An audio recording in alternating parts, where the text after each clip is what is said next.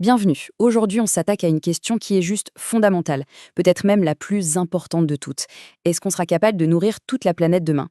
C'est rien de moins qu'une question de survie. Allez, on rentre tout de suite dans le vif du sujet.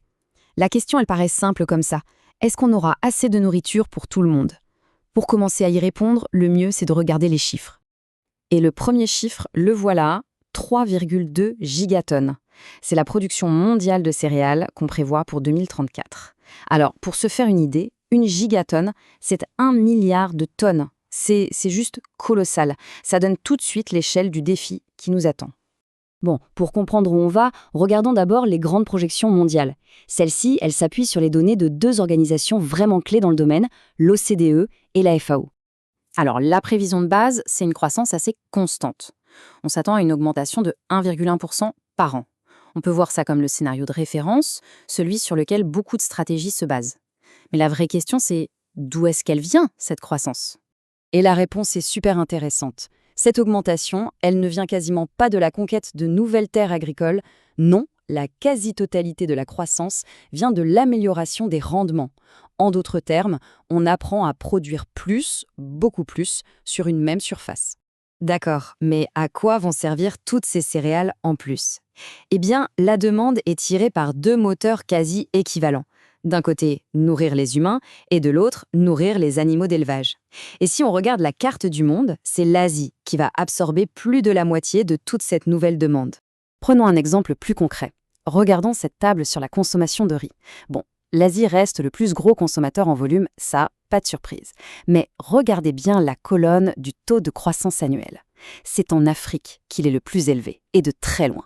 Ça, c'est le signal d'une tendance de fond absolument cruciale qui nous amène directement à notre prochaine partie. Et cette citation de la Banque africaine de développement le dit très clairement. En Afrique, le riz, ce n'est pas juste une céréale parmi d'autres. C'est devenu un enjeu stratégique, une priorité absolue pour la sécurité alimentaire du continent. Alors justement, zoomons sur ce continent. Parce que derrière les grands chiffres mondiaux, il y a des réalités beaucoup plus complexes. Et l'Afrique est un cas d'étude parfait pour ça. Un potentiel immense, mais aussi des défis extrêmement urgents. Et ça nous mène à ce qu'on pourrait vraiment appeler le paradoxe alimentaire africain. Tenez-vous bien, le continent est le plus grand importateur de blé au monde. En Afrique subsaharienne, 80% du blé qui est consommé est importé. Et pour le riz dont on vient de parler, la production locale n'arrive tout simplement pas à suivre la demande. C'est fou, un potentiel énorme, mais une dépendance massive aux importations. Mais alors, pourquoi ce paradoxe? Plusieurs obstacles majeurs freinent la production. D'abord, le changement climatique qui menace de faire chuter les rendements. Ensuite, la dégradation des sols, qui est un problème chronique. Et si on ajoute à ça un manque de mécanisation et une croissance démographique ultra rapide, eh bien, l'équation devient très, très compliquée à résoudre. D'accord, on a vu les chiffres, on a vu les grandes tendances, mais là, il y a une question qui doit commencer à germer. Est-ce qu'on peut vraiment se fier à ces prédictions, à ces modèles qui nous dessinent l'avenir?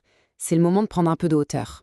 Dans cette partie, on ne va pas s'intéresser aux données elles-mêmes, mais plutôt aux outils qui les fabriquent.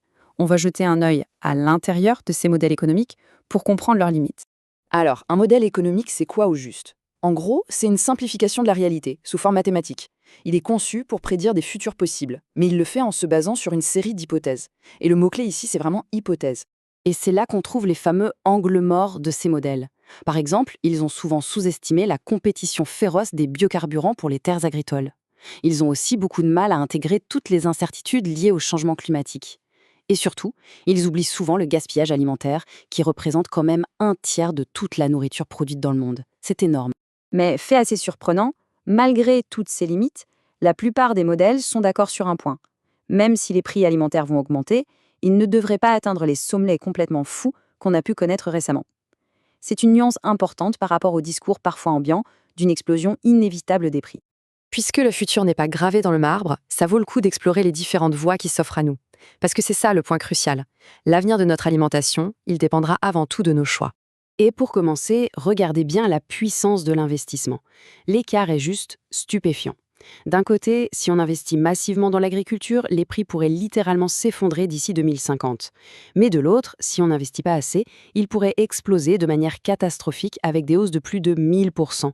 Ça montre bien à quel point nos décisions financières d'aujourd'hui dessinent l'accessibilité de la nourriture de demain.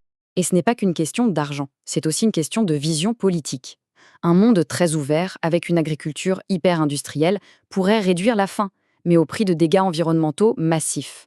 À l'inverse, un monde replié sur lui-même, protectionniste, verrait la malnutrition infantile augmenter. Chaque scénario a des conséquences extrêmement profondes.